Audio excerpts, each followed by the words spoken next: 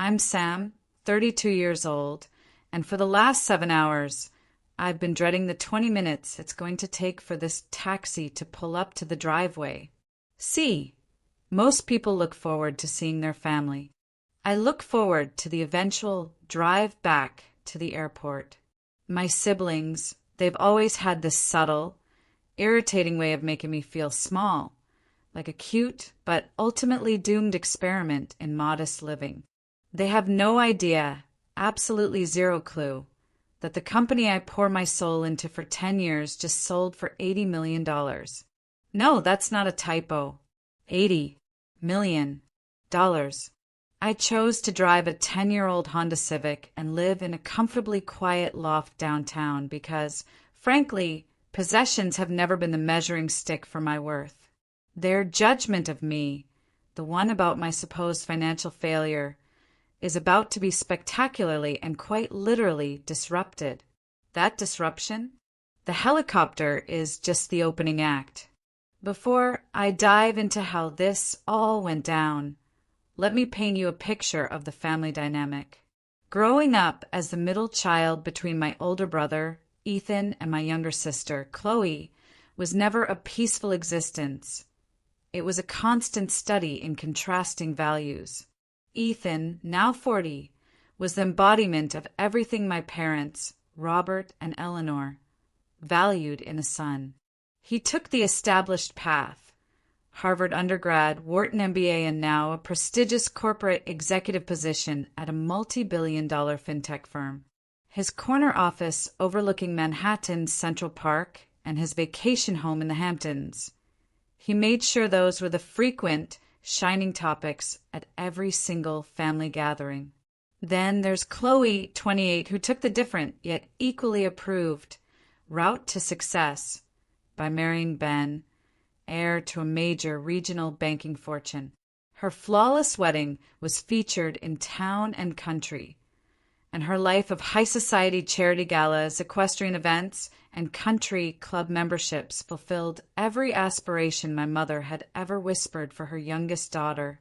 They were the golden children, the benchmarks against which I was perpetually measured and found wanting. And then there was me, Sam, the middle child, the one who always questioned the mold. While Ethan was calculated and traditional, and Chloe was socially flawless and conventional, I was always seeking the edges, the path less traveled.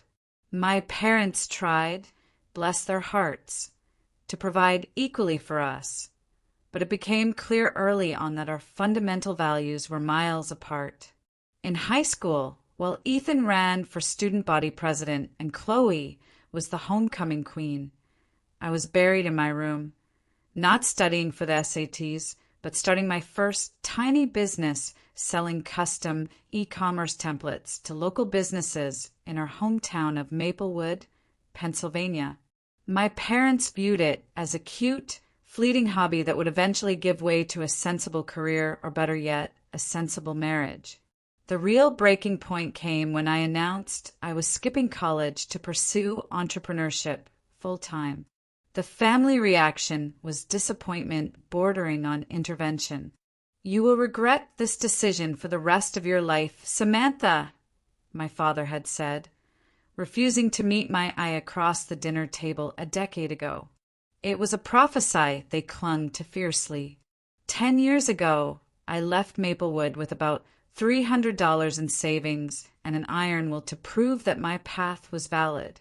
My family predicted I'd be back within 6 months, humbled, broken, and ready to accept their version of the American dream. When I didn't return, they simply manufactured their own narrative. I was struggling, but too proud to admit it. My business ventures had surely failed. I must be barely scraping by in some tiny, shared apartment complex in the city, using my tech background for gig work. The reality, of course, was vastly different. My journey had been challenging, brutal even, with several failed startups and nearly going bankrupt twice. But then my tech security company, Aegis Labs, gained explosive traction with a patented protocol that revolutionized data protection for small and mid-sized healthcare providers. 3 years of 18-hour work days, ramen noodle dinners, and sleeping under my desk eventually led to a company valued at north of $80 million. 6 months ago, a massive global tech firm acquired us. Just like that, I was wealthy beyond the metrics of my wildest, most ambitious dreams. Yet, I told none of this to my family. Every holiday call, every rare visit home, I sat quietly and listened to their polite assumptions about my struggling lifestyle without correction. When Ethan asked if I needed seed money for my rent, or when Chloe offered me her old, slightly worn designer clothes to look more professional for my freelancing gigs, I simply thanked them politely and changed the subject. It was easier than explaining. It was easier than trying to articulate that I valued building schools in developing nations more than buying another mansion, or that experiences were my real currency, not possessions. Now, 3 weeks ago, the call came that changed everything. Mom, Eleanor, had fallen and broken her hip. Worse, Dad's, Robert's, early-stage dementia was progressing far faster than anticipated. They needed serious, full-time care that their retirement savings couldn't possibly cover, even with their solid financial planning. Ethan called the Emergency Family Summit to discuss options and, more importantly, financial responsibilities. His voice, as always, held that razor-thin judgment when he asked if I could manage to come home and contribute whatever you can to their care. As my flight prepared to land at the regional airport near Maplewood, a familiar churning anxiety gripped my stomach. For years, I had maintained the emotional distance their judgment created, building a life and a chosen family, friends and colleagues who valued me for my ideas and character, not my status. But family has a way of dissolving all that carefully constructed adult armor, reducing even the most accomplished individual back to their awkward childhood dynamics. I was still undecided. Would this visit finally be the moment I shattered the narrative and revealed the truth? Or would I continue to protect myself from the inevitable fallout, the shock, the awkward recalibration of our entire relationship, and the endless questions about why I kept it a secret? As the regional jet touched down hard on the tarmac, I squeezed the strap of my deliberately average, slightly scuffed leather handbag. It was time to step back into the complicated, emotionally charged web of family expectations and, for the last time, pretend I was their failure. My parents needed help. I had already discreetly arranged the best care money could buy. My siblings, however, had no idea, and the family summit promised to be another painful exercise in their condescension. The morning of the flight, I stood in the walk-in closet of my downtown loft, a penthouse apartment with panoramic views of the entire city skyline. I deliberately chose the most understated, even slightly dilapidated, items I owned. Faded jeans, a simple, slightly pilly cotton sweater with a tiny hole near the cuff, and comfortable, but decidedly old running shoes. My assistant, Marie, a sharp, 30-something former McKinsey analyst, watched me with a mixture of bewilderment and amusement as I packed similarly modest outfits into an old canvas duffel bag instead of my usual sleek, expensive luggage. "You're worth $80 million, and you're dressed like a grad student going home for laundry," she observed, holding my usual sleek itinerary folder. "And you're taking a commercial flight instead of the Gulf Stream. Why the theatrics, Sam?" I replied, tucking my hair into a simple, almost messy ponytail. "Because this is how they expect me to arrive, Marie. They have a very specific, deeply entrenched image of who I am, the struggling, impractical middle child. And I'm not ready to disrupt that, not quite yet. I need to see how far they'll push the narrative first." On the flight, I found myself reflecting on the why of the facade. The truth was messy and multi-layered. Part of me, the hard-nosed entrepreneur, genuinely enjoyed the freedom of being underestimated. In the business world, I had learned that people who underestimate you invariably reveal their strategies, their weaknesses, and their biases, often giving you the decisive upper hand in negotiations. With my family, their low expectations meant I never had to justify my choices or defend my success according to their metrics of status and showmanship. It was a strangely private, protective bubble. But there was a deeper, more vulnerable reason, one I rarely admitted even to myself. Their initial judgment, their dismissal of my dreams 10 years ago, had cut deeper than I could ever acknowledge. Every patronizing comment about my phase of entrepreneurship, every suggestion that I should settle down like Chloe or get a real job like Ethan had accumulated into a thick, protective wall around my true self. It was a defense mechanism against a pain I never wanted to feel again. Your problem, Sam, is that you've always been impractical, Ethan had lectured during our last family Christmas 5 years ago. Some people are meant to lead and innovate. Others, frankly, are meant to follow the established paths. There is absolutely no shame in accepting your limitations. That night, I'd had to step outside, pretending to take an urgent business call, while I choked back tears and composed myself in the icy cold air. The profound irony was that earlier that very same day, I had closed a Series C funding round that expanded Aegis Labs internationally. My team had celebrated with Dom Perignon in Tokyo, while I prepared to fly home to be treated like the family disappointment, the cautionary tale. The taxi from the airport drove through the familiar, tree-lined streets of Maplewood.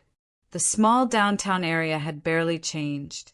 The same hardware store Dad frequented, the small independent bookstore where I used to hide, the park where I first conceived of building my own business while watching people struggle with the first generation of clunky smartphones.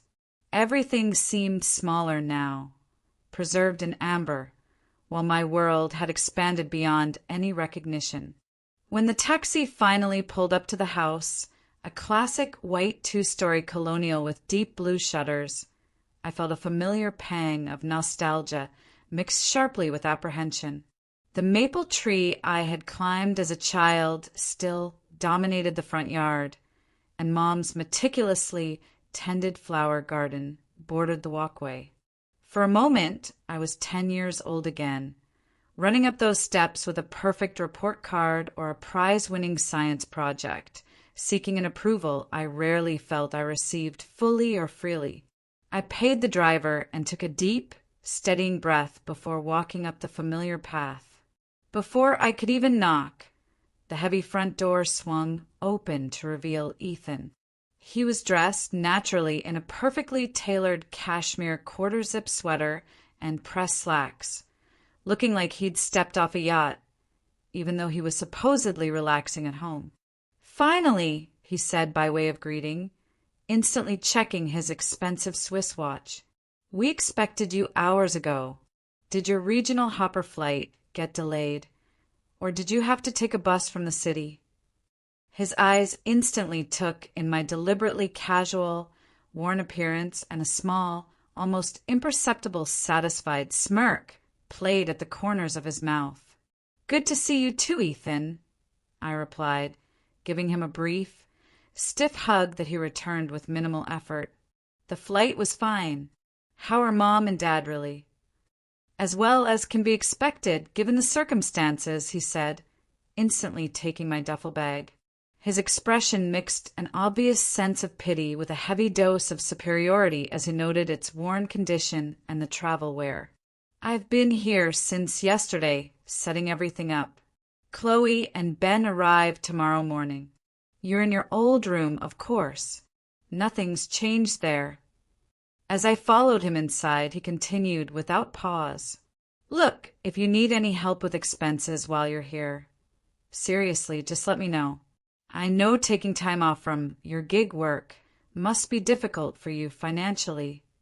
And there it was, the first of what would undoubtedly be many heavy-handed reminders of my perceived financial status.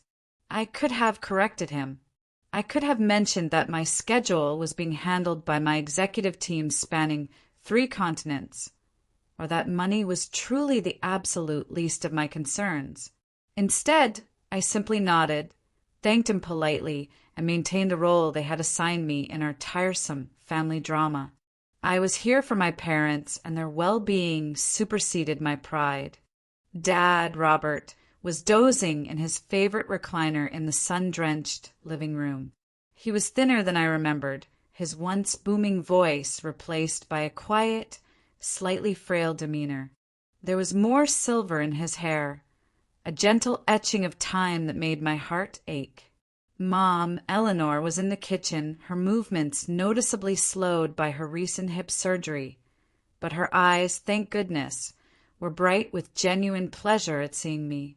"Sam, sweetheart," she said, immediately reaching for a hug, her fragile frame a painful contrast to the energetic woman I remembered. "You look—" She paused, searching for something positive to say about my deliberately downplayed appearance. "Healthy. Are you eating enough on your budget? You know you can always call if you need help with groceries, honey." "I'm fine, Mom," I assured her, helping her to a chair at the small kitchen island. "Tell me about your recovery. Are the doctors happy with your progress?" As we talked about her recovery and the tedious physical therapy, I could feel Ethan hovering nearby, constantly interjecting with complex medical terms and treatment options he had clearly researched online. He had already compiled an intimidating, leather-bound binder of care facilities, in-home nursing options, complete with detailed cost breakdowns, quality ratings, and, I knew without looking, an unspoken assumption of who would be making the final, decisive calls. His organization was, admittedly, impressive, but it came with that underlying, infuriating assumption that he would be the one making the decisions, with minimal input from me, the struggling middle child who could barely contribute financially. "We'll go through everything in detail at the meeting tomorrow," he said, closing the binder with a decisive snap.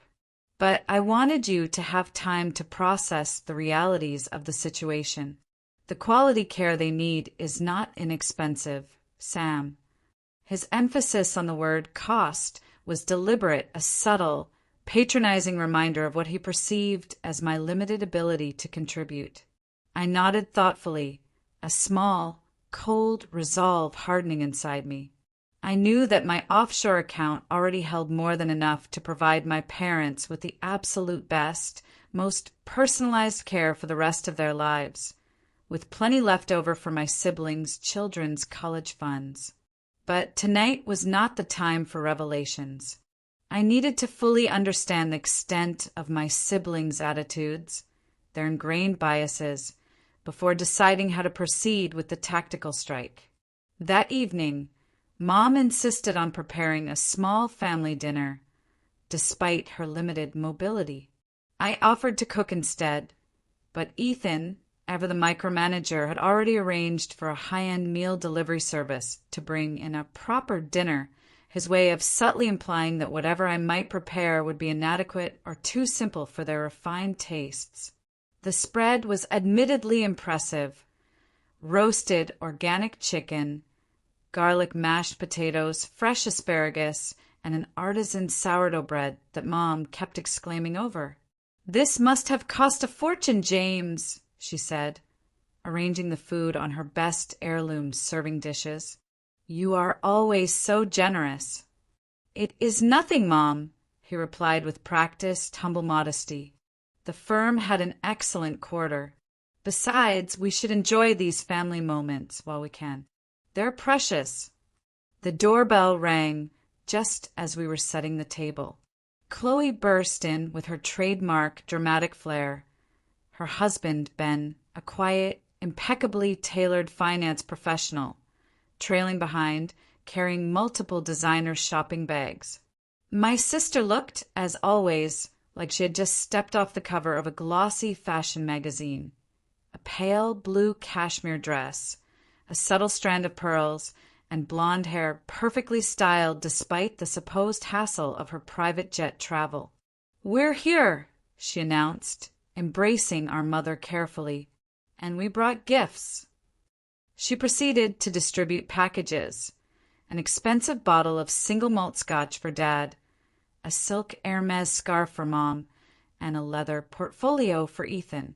When she reached me, however, her smile faltered slightly. "And for you, Sam, I thought you could really use this." She handed me a much smaller bag containing a gift card to a mid-range, business casual clothing store. "I noticed last time you visited that your wardrobe could use some refreshing," she explained, with what she likely thought was sisterly concern. "This should help you get a few professional pieces for job interviews. You know, something better than that sweater." "Thank you," I said, my voice deliberately even, pocketing the card while ignoring the implication that I needed help finding basic employment. "How thoughtful."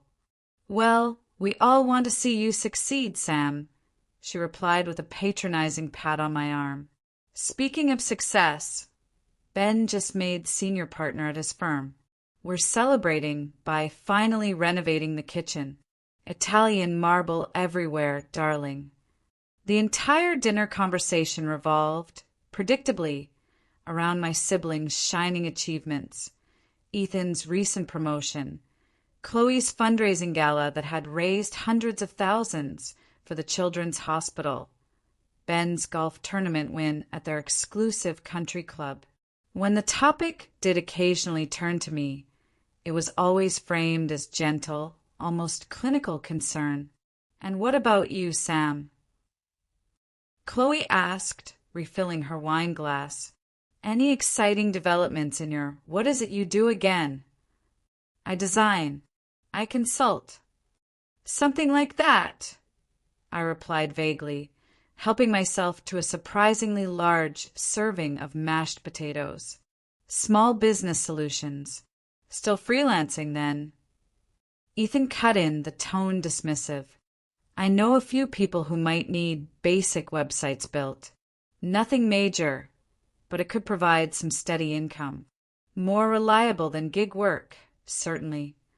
"I appreciate that," I said, swallowing both my pride and the overwhelming urge to mention that my gig work had recently been valued at a figure that eclipsed his annual salary many times over. Dad, who had been relatively quiet, suddenly focused on me, his eyes momentarily clearer. "Are you still in that tiny apartment, Sam? The one with the noisy neighbors?" That apartment had been 5 years and 3 much larger residences ago. I now owned a penthouse overlooking the city's largest public park, but they didn't need to know that yet. "I have a comfortable place, Dad," I answered truthfully. "Well, comfort is relative," Chloe laughed, sharing a conspiratorial glance with Ben. "Remember when Sam thought success meant making enough to buy name brand cereal instead of the generic stuff?" As everyone chuckled at my apparent simplicity, the conversation inevitably turned to tomorrow's main purpose: our parents' complex care needs. "The reality is," Ethan began, shifting seamlessly into his executive presentation mode, "that Mom and Dad need more support than Medicare will cover. Their retirement savings are substantial, yes, but not infinite, especially considering the quality of care they deserve." "We've been looking at several options," Chloe added, instantly adopting the tone of a serious benefactor. "There's a wonderful assisted living community near us, very exclusive, but we know the director. The medical amenities are top-notch, and the social environment would be perfect for them." Ben contributed, ever the practical one. Throughout this discussion, I noticed how they seamlessly used the collective pronoun, "we," while occasionally glancing my way with expressions that clearly and pointedly excluded me from that collective decision-making group. The message was loud and painfully clear. They were the successful ones who would handle the critical decisions and massive financial arrangements. I was expected to contribute what little I could muster and be appropriately grateful for their overwhelming generosity in not demanding more of the family failure. Of course, these premium facilities come with premium costs, Ethan continued, directing this comment specifically, almost aggressively at me. He was waiting for my reaction, looking for the tell that confirmed my financial distress. But Chloe and I have discussed how we will handle the financial arrangements. We want to be absolutely fair about the contributions. We can cover 40%, Chloe added with false, sugary sweetness. And I can manage 45% through my bonus structure and investment dividends, Ethan stated, sounding like he was doing a public service.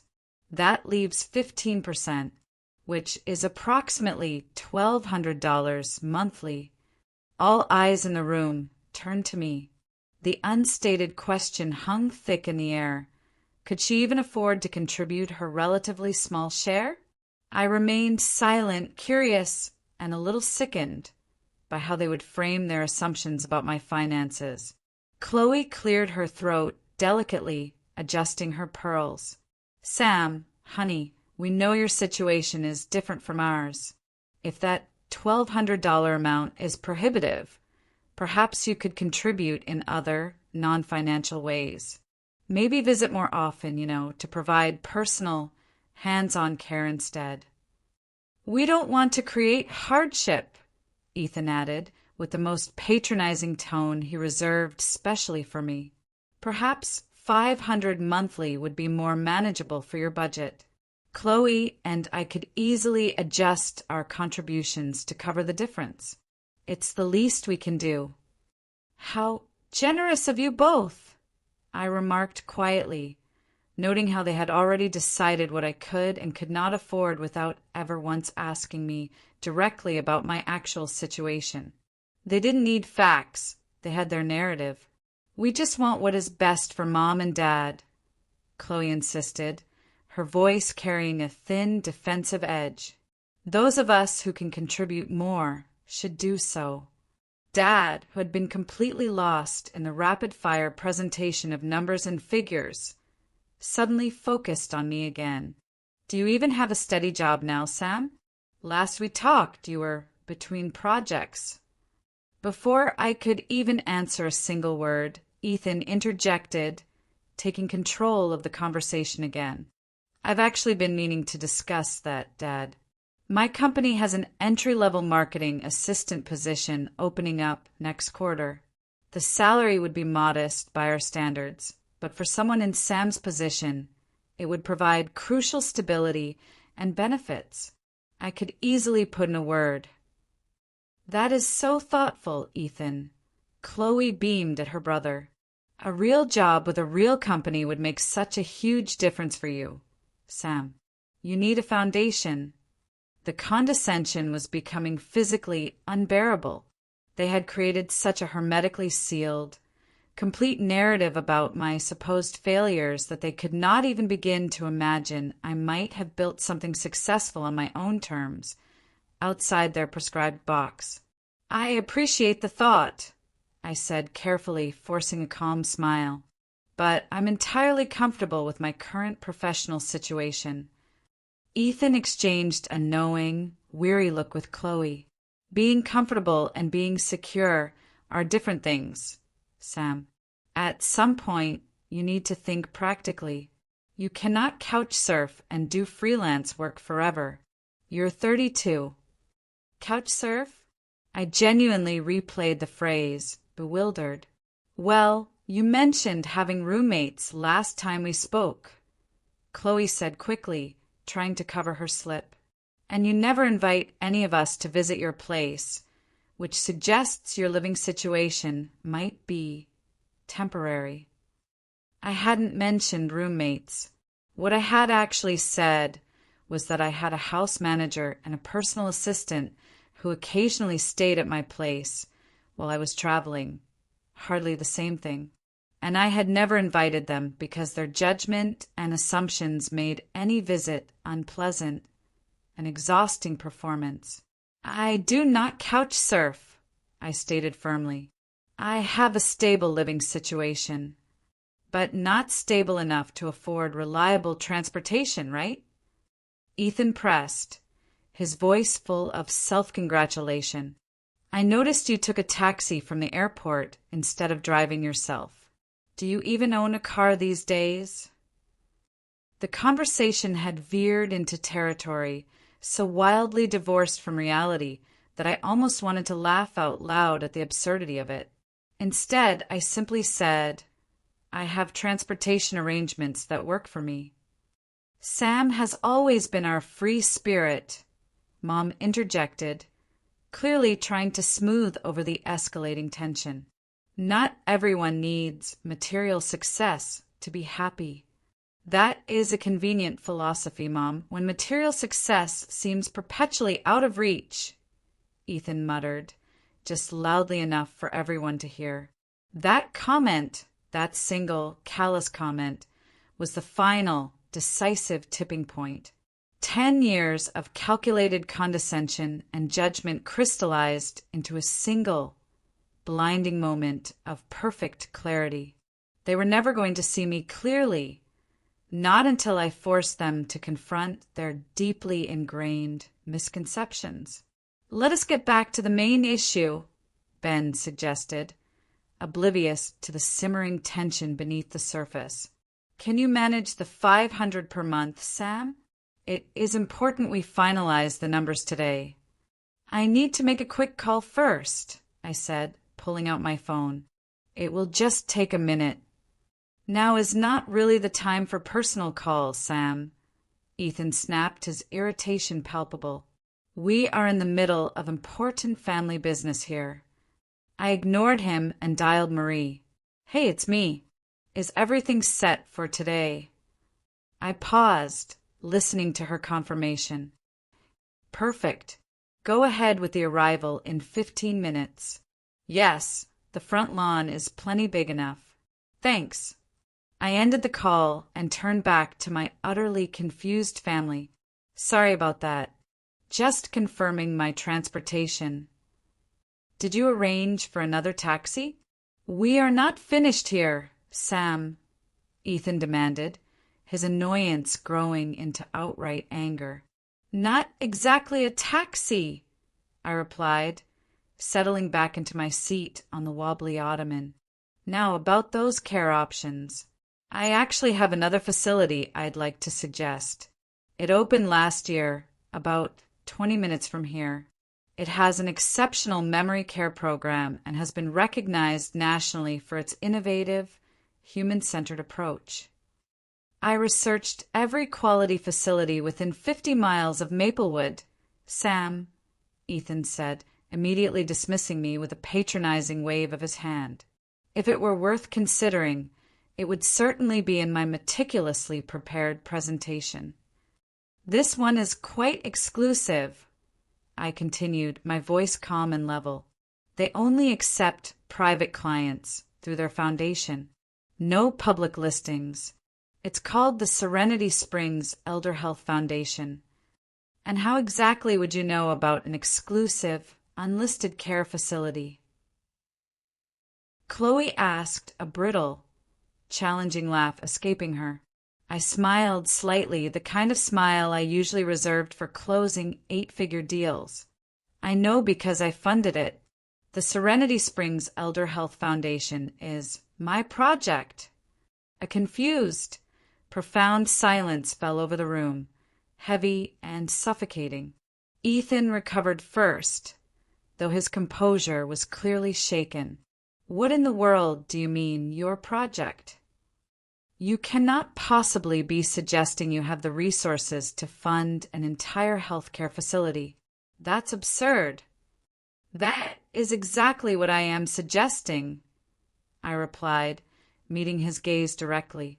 "This is utterly ridiculous," he scoffed, his face turning an angry red. "Next, you'll tell us you own a yacht and a private island in the Caribbean." No island, I said, a small, genuine smile finally breaking through. Not yet, anyway. Sam, if this is your idea of a joke, it is not funny, Chloe snapped, standing up abruptly. We are trying to have a serious discussion about our parents' future, and you're being deliberately provocative. I assure you, I am being completely serious, I replied, standing to face them. Right, Ethan laughed, the sound hollow and derisive. The same sister who can't even afford a basic car suddenly owns a multi-million-dollar healthcare foundation. It makes perfect sense. As if on cue, the low, distinctive thwack, thwack, thwack sound of powerful helicopter blades cutting through the air became audible outside, growing rapidly and impossibly loud. My family's strained conversation instantly halted as the noise became too overwhelming to ignore. It shook the very panes of glass in the old colonial windows. What on earth is that? Mom exclaimed, moving slowly toward the window, her hand clutching her chest. Outside, a sleek, black, twin-engine helicopter, the kind used for executive transport, was descending not gently but with powerful intent onto their spacious, meticulously manicured front lawn. The downwash from its powerful rotors flattened the grass and whipped the branches of the old maple tree into a frantic dance. Are they allowed to do that? Chloe asked, her voice laced with sudden alarm. Should we call the police, Ethan? I calmly gathered my old duffel bag and stood up. No need to call anyone, Chloe. That would be for me. 5 pairs of eyes, Mom, Dad, Ethan, Chloe, and Ben, stared at me in complete, utter confusion. What do you mean, for you? Ethan demanded, his voice suddenly sharp with a mixture of confusion and a faint, dawning horror. What is going on, Sam? I walked slowly to the front door and turned back to face my family, making sure to meet Ethan's eyes one last time.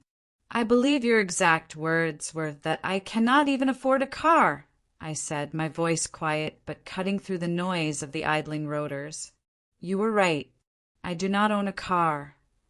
I opened the heavy front door wide as the helicopter finally settled onto the lawn, its engines beginning to idle down to a powerful hum. The pilot, Rick, dressed in a crisp, dark uniform, gave me a professional wave of recognition from the cockpit. My ride is here, I announced simply. Mom's face went instantly pale before she slowly sank back onto the couch, thankfully not in a full faint, but simply overwhelmed. Dad stood frozen, his mouth agape in silent wonder, the confusion in his eyes momentarily replaced by sheer awe. Chloe clutched Ben's arm so tightly her knuckles turned white, while Ethan looked like someone had just told him the entire foundation of his corporate life. The corner office, the Hamptons house, the bonus structure, was all an elaborate, pointless lie. Before stepping out into the powerful, whipping rotor wash, I turned back one final time. When Mom recovers, tell her I will be back in an hour. I think we should continue this conversation at my new place. The helicopter can take all of us. As the helicopter smoothly lifted off the ground, ascending over the roof of the classic colonial, I caught a glimpse of my family still standing in the open doorway, their collective expressions a perfect mixture of shock, confusion, and utter disbelief. The sheer silence of the cabin, once the headset was on, was a welcome contrast to the years of unspoken family tension. Rick, the pilot, a retired Army aviator, handed me a bottle of chilled water. Everything all right, Miss Parker? He asked over the intercom. You seem a little tense. Just family drama, Rick, I replied, watching my childhood home shrink to a tiny speck below us. You know how it goes. Yes, ma'am.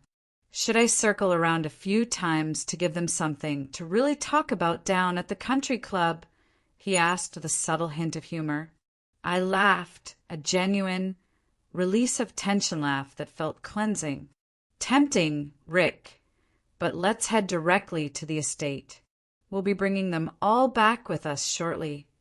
The helicopter banked gently toward the wooded, exclusive hills outside of town, where my newly purchased property was located. I had bought the 200-acre estate 6 months ago, immediately after the acquisition closed, deciding to establish a regional office and a dedicated foundation headquarters closer to my roots. The main house was a beautifully renovated, historic stone mansion with 12 bedrooms, where modern, cutting-edge smart technology had been discreetly integrated into its classic, sweeping architecture.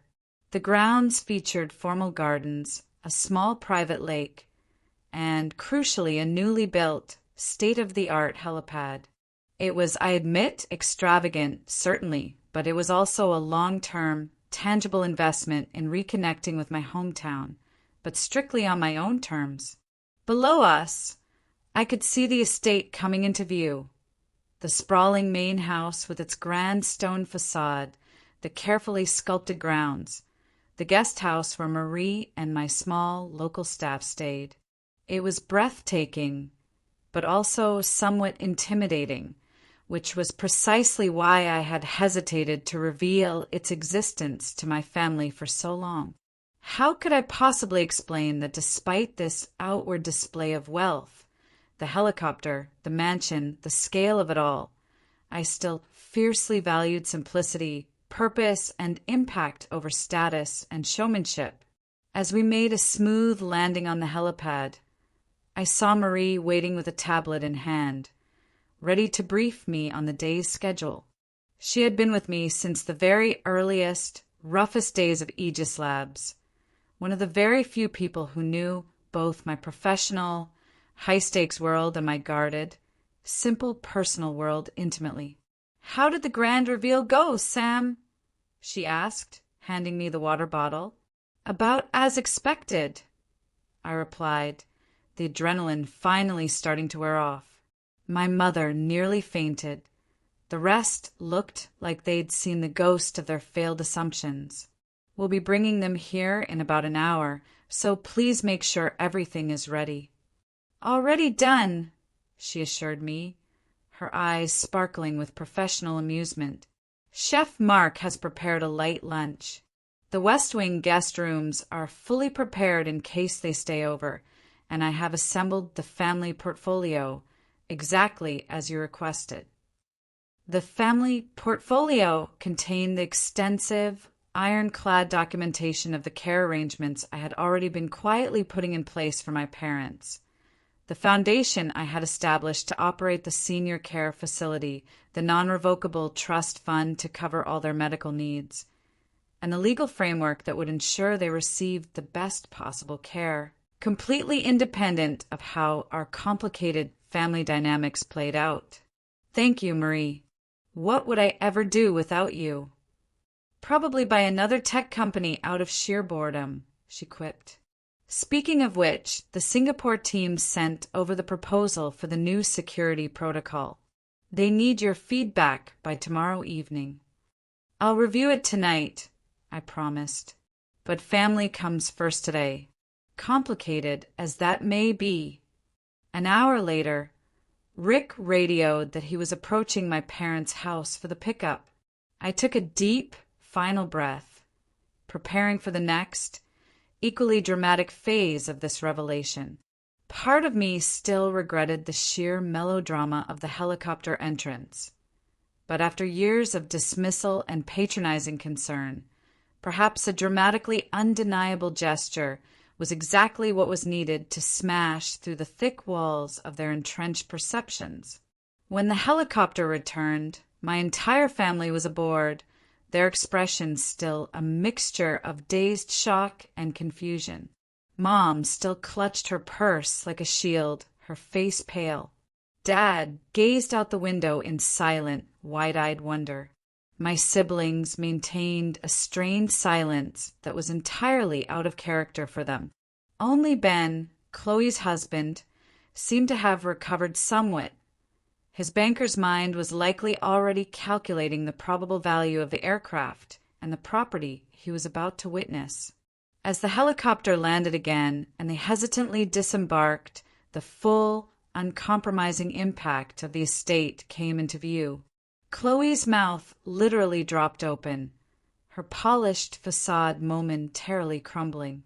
Ethan kept blinking rapidly, as if trying to clear his vision or wake himself from some bizarre, highly realistic dream. "Welcome to my home," I said simply, leading them toward the grand main entrance, where Marie waited with a professional, welcoming smile.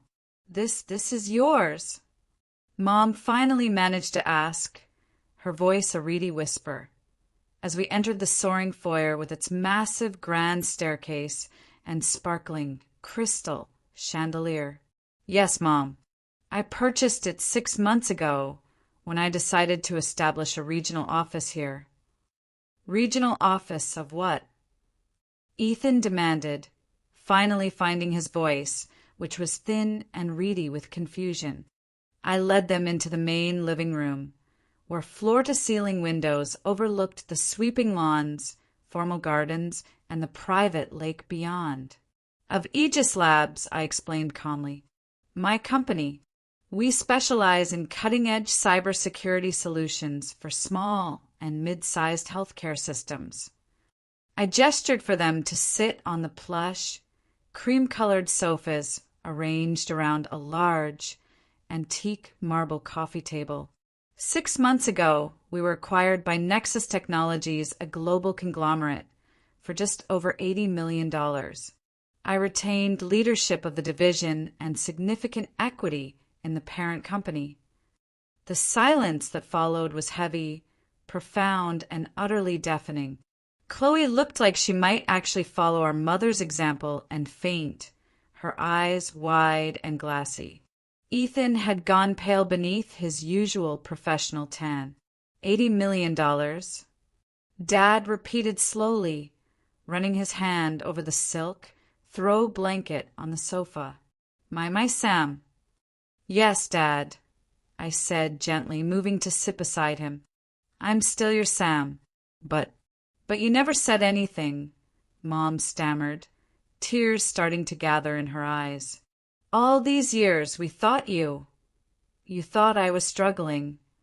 I finished for her, the old pain resurfacing slightly. "I know.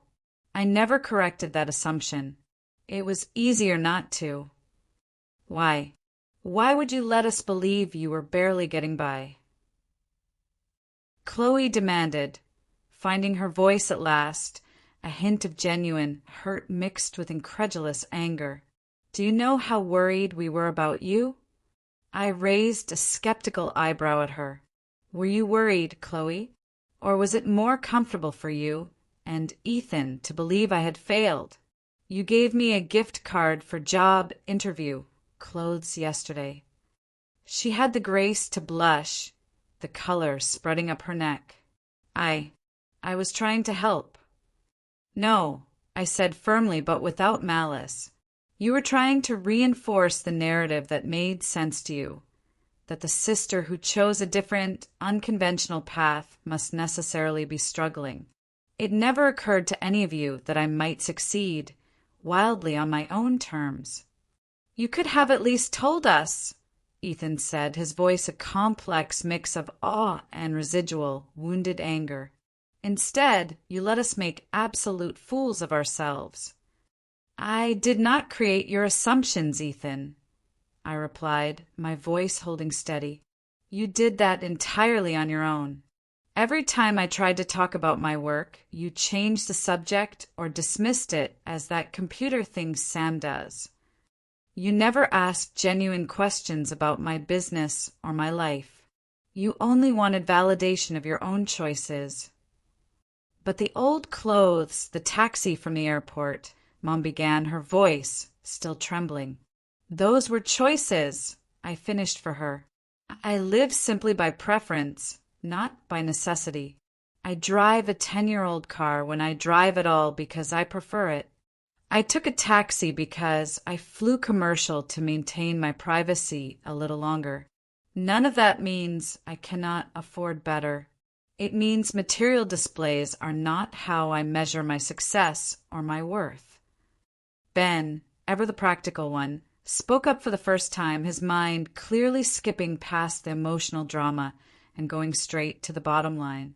So, that care facility you mentioned, the Serenity Springs Foundation, that really is yours.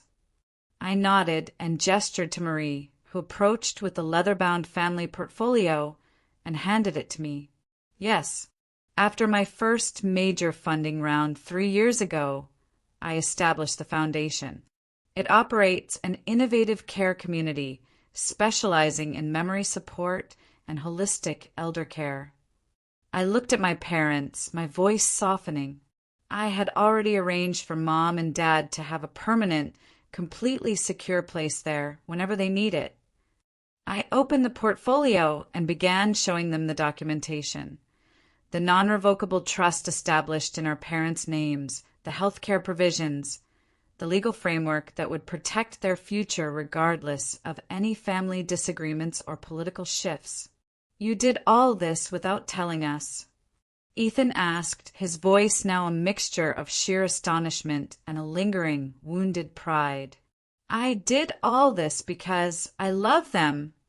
I corrected him gently, placing the emphasis exactly where it belonged.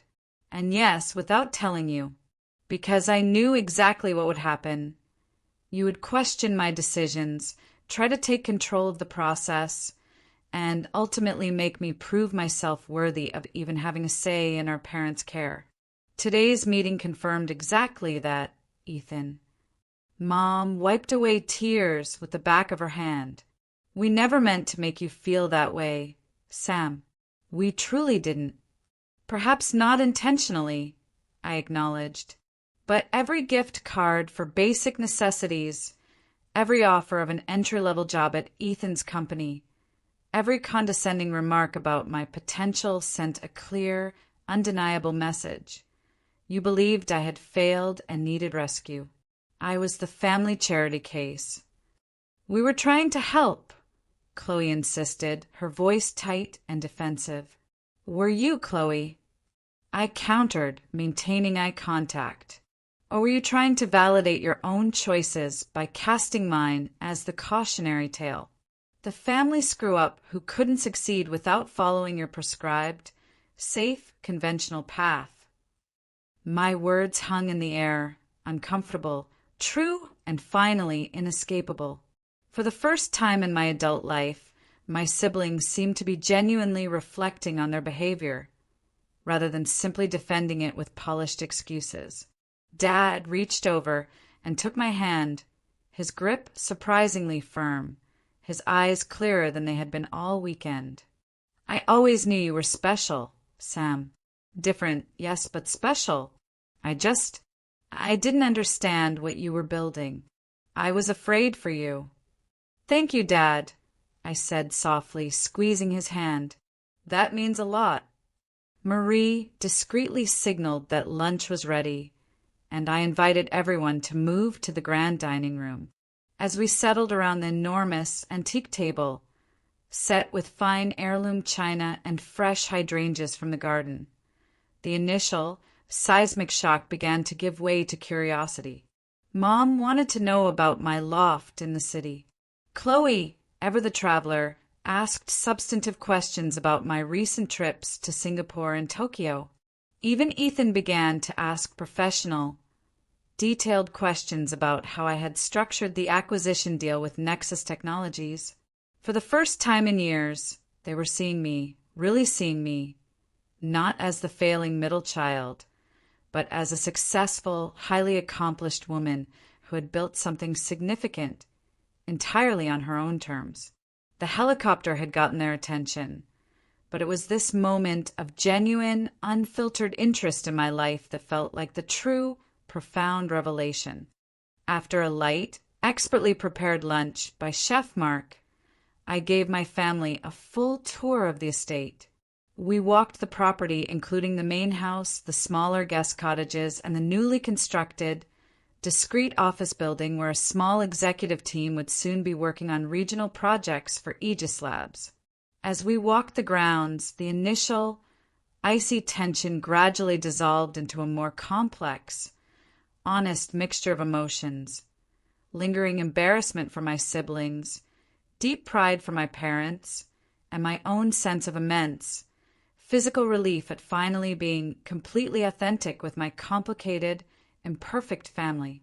In the garden overlooking the lake, we settled onto a sun-drenched patio for coffee and continued the conversation.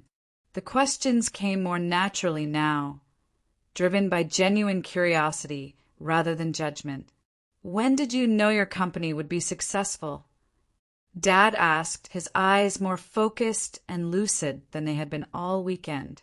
Despite his cognitive challenges, his deep interest in my work seemed to anchor him squarely in the present moment. There wasn't a single moment, Dad, I explained, taking a sip of coffee. We nearly went bankrupt twice in the first 3 years. I lived in a terrible studio apartment with a perpetually leaking ceiling and worked 18-hour days. But in the 3rd year, we filed the patent for a security protocol that changed everything. That's when I knew we had the potential for something massive. Why didn't you just ask for help during those hard times, Sam? Mom wondered, her brow furrowed with genuine concern. We would have helped you, honey. With conditions, Mom, I said, gently correcting her. Every offer of help, every loan, came with the silent expectation that I would admit my path was a mistake, that I would go back to school or take the job at Ethan's firm. I needed to prove to myself that my path was not a mistake, that it was valid and worthwhile. Ethan, who had been uncharacteristically quiet since the helicopter landed, finally spoke up, his voice low and heavy. I owe you an apology, Sam. A big one. I made assumptions about your choices that said far more about my own deep, ugly insecurities than they did about your capabilities. The admission was jarring. My brother, the untouchable, perpetually right corporate executive, rarely, if ever, acknowledged being wrong about anything. What do you mean, your insecurities? I asked, leaning forward, intrigued. He sighed deeply, setting down his coffee cup on the stone table. I followed the path that was expected of me. Ivy League, corporate ladder, corner office, country club membership. I did everything right according to our family's definition of success. He paused, looking out over the perfectly still lake, his reflection momentarily lost in the clear water. And I hate at least 60% of my daily life, Sam. Ethan, Mom exclaimed, genuinely shocked. You never said anything. Because admitting dissatisfaction would mean admitting I might have chosen wrong, he explained, the words tumbling out quickly.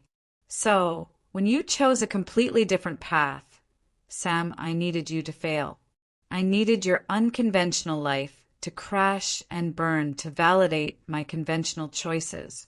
Your success challenges the entire narrative I built my whole life around. It means I didn't have to settle. His honesty was a powerful, unexpected revelation that created an opening for genuine connection. Chloe, who had been nervously fidgeting with her massive wedding ring, finally admitted her own struggles. I feel the same way, Sam, she said quietly, her eyes welling up. My life looks absolutely perfect on Instagram, but Ben and we've been in marriage counseling for the past year. All those charity galas and country club events feel empty sometimes. They're just status markers. I'm exhausted. Ben nodded in support, taking her hand gently. We've been reassessing what really matters to us. The massive house and the constant need for social status came with costs we simply didn't anticipate. This raw vulnerability from my siblings was the most unexpected gift of the day.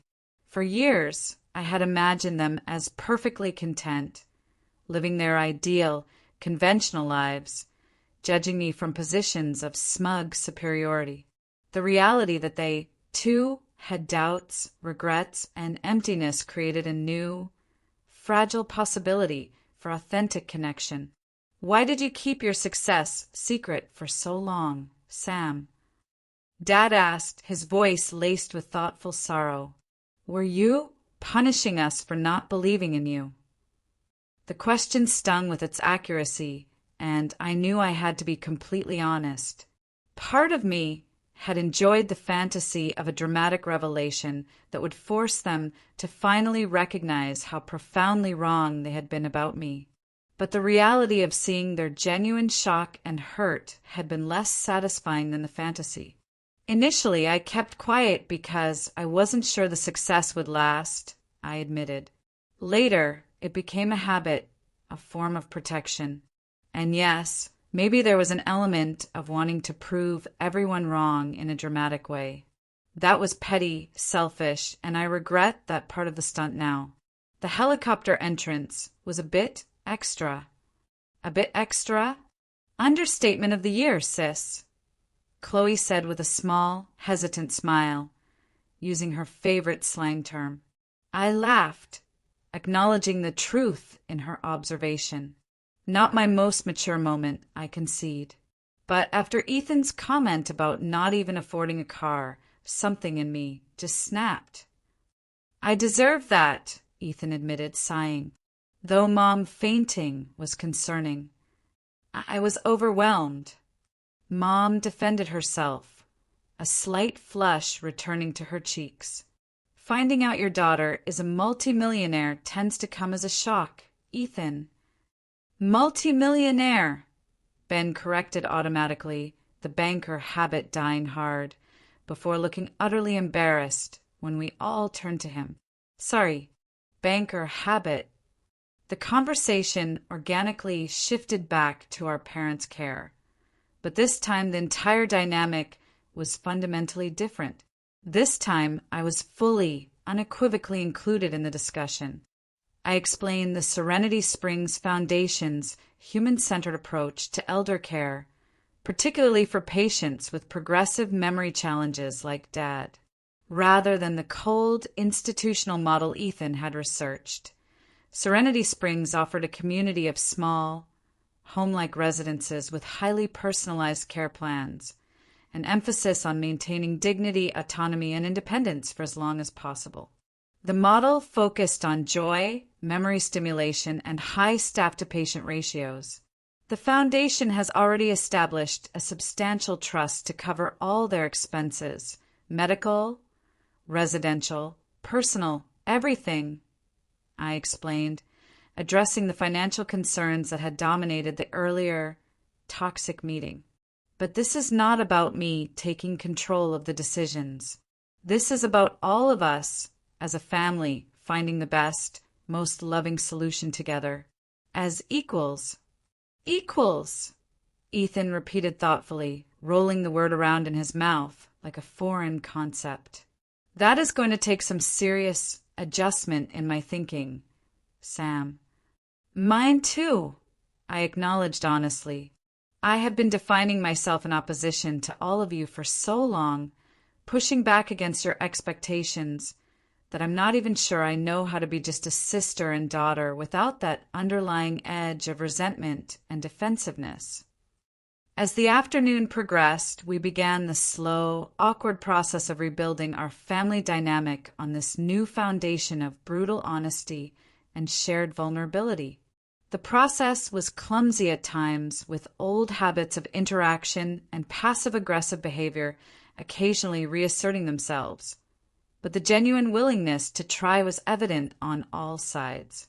Mom and Dad watched their adult children with a mixture of concern and hope, occasionally contributing sweet, comforting memories from our childhood that highlighted moments of connection we had all long forgotten.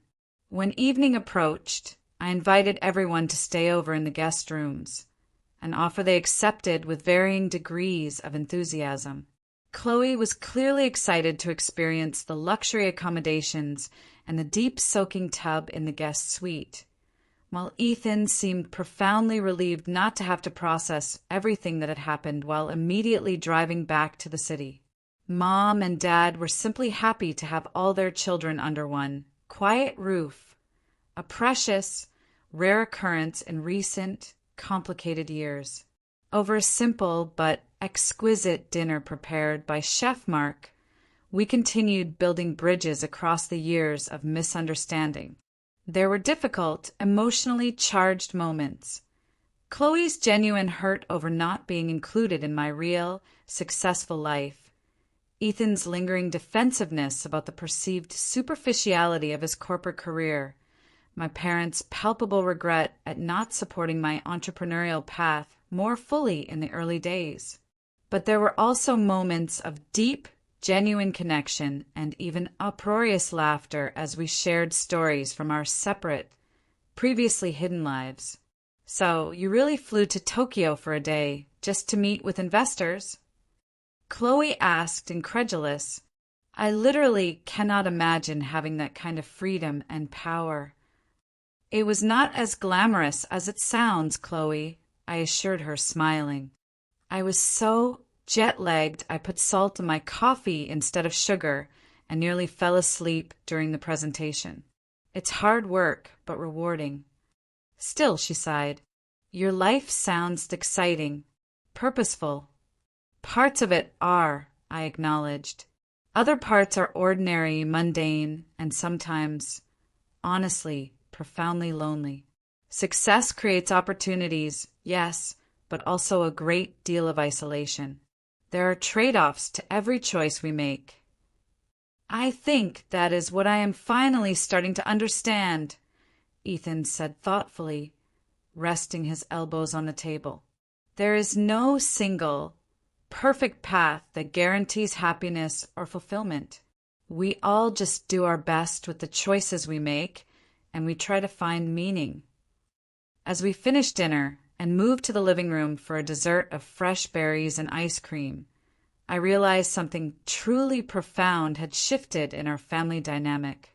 The rigid hierarchies and judgmental expectations that had defined our relationships for so long were not magically gone entirely, but they had been fundamentally, spectacularly disrupted.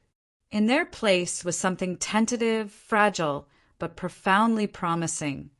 A more authentic connection based on who we really were, flaws and all, rather than the polished, defensive roles we had all pretended to be for years. When Mom accidentally knocked over her water glass, staining the edge of the expensive antique rug, her immediate distress revealed how much she still saw herself as a nervous visitor in my world, rather than family. "Oh, I am so sorry," she gasped, frantically reaching for a napkin. "That rug probably costs more than our car. I'll try to clean it." "It's just a rug, Mom," I said gently, taking the napkin from her. "Things can be replaced. This conversation, this honest connection we are building, that is what truly matters." Later, as everyone retired to their rooms for the night, I stood on the massive back terrace, looking out at the moonlight reflecting on the private lake. The air was cool, clean, and quiet. Ethan joined me a few minutes later, offering a glass of single malt whiskey from my own collection. "You have done well for yourself, little sister," he said, his voice surprisingly soft and laced with genuine admiration. "Not just the money and all this." He gestured vaguely at the sprawling estate, but building something meaningful on your own terms. That takes real, uncompromising courage. I'm not sure I have it. "It is never too late to make changes, Ethan," I told him, turning to face him. "If you hate 40% of your life, that's actually not terrible odds. But you could aim higher, you know." He laughed softly, a real unburdened sound. Always the optimist. "Some things never change, Sam." "Some things shouldn't," I agreed, clinking my glass against his in a quiet, solemn toast to new beginnings and fragile hopes. The next morning, bright sunshine streamed through the large, arched windows of the estate's breakfast room as my family gathered around the massive table. Chef Mark had outdone himself with a professional spread of fresh pastries, seasonal fruit, gourmet omelets, and perfectly brewed coffee. The conversation flowed more naturally now, with less tension and more genuine, relaxed interest. "I still cannot quite believe you funded an entire care facility, Sam," Mom said, adding cream to her coffee. "How did you even know what was needed? It's so specialized." "Research," I explained, serving myself some fruit. After Dad's diagnosis, I dove into learning everything I could about progressive memory care. The traditional options felt so cold, so institutional, and so impersonal. I didn't want safety. I wanted something that preserved dignity and a sense of joy, not just a holding pen. "That is what impressed me most during yesterday's quick tour," Ethan admitted, his tone purely professional now, respectful of my accomplishment. The sheer attention to design details that genuinely support memory patients without looking clinical. The residents seemed genuinely happy. "That was the entire goal," I nodded. When residents moved in, we interviewed their families extensively about their life histories, their preferences, even the small daily rituals that made them feel at home. The architecture and the specialized programs were built entirely around those specific human needs, not just hospital efficiency. Would it be possible for me to volunteer there sometime?" Chloe asked hesitantly, her eyes full of a new, quiet purpose. "My charity work has felt increasingly superficial lately, Sam. This seems like somewhere I could make a real, tangible difference." "They would love that, Chloe," I said, genuinely touched by her sincerity. "They have an excellent arts program that could really use someone with your eye for design and organization." "That's a wonderful idea." The conversation then shifted to the practical matters that needed to be resolved, the timeline for our parents' potential move to the Serenity Springs facility, the final legal arrangements, and how we would all stay connected as a family through the emotional transition. For the first time ever, we were discussing these critical issues as equal partners, each of us contributing our different strengths to the final solution. Ethan's meticulous organizational skills, Ben's financial expertise, Chloe's compassion and design sense, and my vision and resources. After breakfast, we moved to the garden for a casual family photo, the first in many years where the smiles felt completely genuine rather than forced and performed. As we arranged ourselves on the terrace steps, I found myself reflecting on how dramatically our family dynamic had changed in just 48 hours. "Before you return home, there is something I want to share with all of you," I said once we were settled comfortably back in the living room. I felt a new vulnerability settle over me, and it was surprisingly freeing. My professional success has been immensely meaningful, but it has come with heavy personal costs. Costs that I am only now beginning to address. "What do you mean, dear?" Mom asked, her face etched with concern. "I have spent the last 10 years defining myself entirely in opposition to this family," I explained, looking from one face to the next. "Working relentlessly to prove you wrong became such a driving, fierce force that I sometimes lost sight of what I actually wanted for myself, beyond that validation. Building walls to protect myself from judgment also inevitably kept me isolated from genuine connection." "I think we all played a part in that toxic dynamic, Sam," Dad said with unexpected, profound clarity. "Family systems are complicated. Everyone contributes to the patterns, good or bad." "Exactly," I agreed, surprised and touched by his insight, which is why healing needs to involve all of us, not just me breaking the news. I am planning to stay in this area part-time now, splitting my time between my city loft and the estate. I want us to rebuild our relationships, not based on who we thought each other was, but who we actually are right now. I would love that very much, Mom said, reaching for my hand, to get to know the real Sam, not just the version we worried about. And I want to know the real versions of all of you too, I added, my heart feeling lighter than it had in years. Not just the carefully constructed roles we all fell into over the years. Ethan cleared his throat, a hint of genuine excitement shining in his eyes. Speaking of authentic selves, I have been thinking seriously about making some significant changes, Sam. I've been offered a teaching position at the Wharton Business School.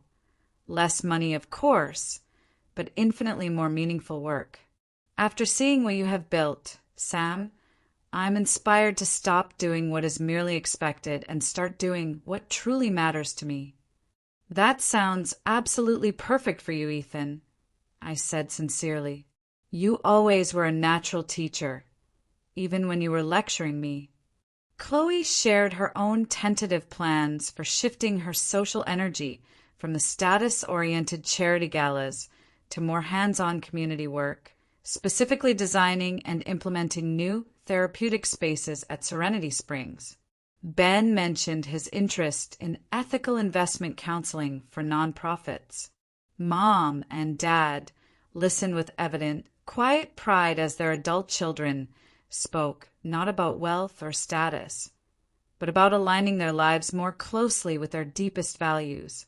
As the weekend drew to a close and preparations were made for everyone's departure, I felt a profound sense of peace.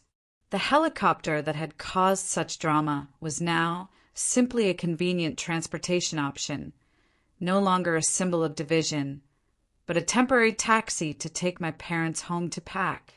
Will you come for Sunday dinner next week? Mom asked, embracing me warmly as we said our goodbyes. Nothing fancy, honey. Just family. Just a quiet night. I would love that, Mom, I replied, embracing her tightly. Just family sounds absolutely perfect. After everyone had gone, the cars pulled out of the driveway, the helicopter having departed an hour earlier. I walked through the quiet, enormous house, reflecting on the weekend's dramatic events. The revelation of my financial success had created an immediate, necessary opening for something far more valuable than recognition or vindication. The possibility of authentic, lasting connection with the people who had known me longest. True wealth, I realized, was not measured in helicopter rides or sprawling estate homes, but in relationships where you could be fully, honestly yourself and still be loved, supported, and respected. For 10 long years, I had pursued external, massive success while keeping my heart carefully protected behind walls of secrecy and deep-seated resentment. The real challenge now was learning to be vulnerable, to risk being known fully by the people who had once misunderstood me so completely.